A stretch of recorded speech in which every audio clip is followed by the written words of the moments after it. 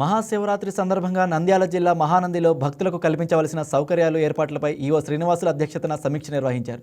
భక్తులకు ఎలాంటి ఇబ్బందులు కలగకుండా చూడాలని అన్ని శాఖల అధికారులను ఆదేశించినట్లు చెప్పారు.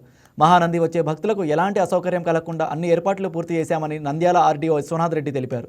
అన్ని శాఖలను సమన్వయం చేసుకుని ఏర్పాట్లను పూర్తి చేశామని భక్తులు క్రమశిక్షణతో స్వామిని దర్శించుకోవాలని కోరారు.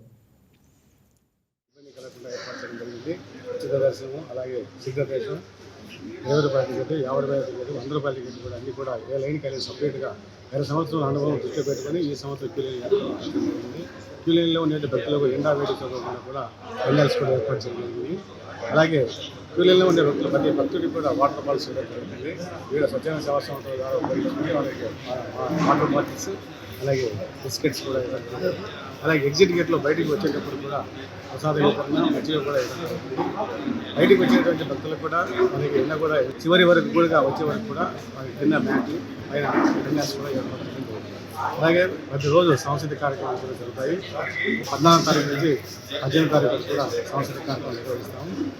అలాగే శ్రీ స్వామివారి దివ్య రథోత్సవం 17వ తారీఖు ఉంది. ఈ రథోత్సవం చూసినటువంటి భక్తులు కూడా ఎలాంటి ఇబ్బంది కలగకుండా R&B రోడ్డు ద్వారా మార్గి వాళ్ళని కూడా Please subscribe to YK TV Network. Please subscribe to YK TV. Please watch YK News.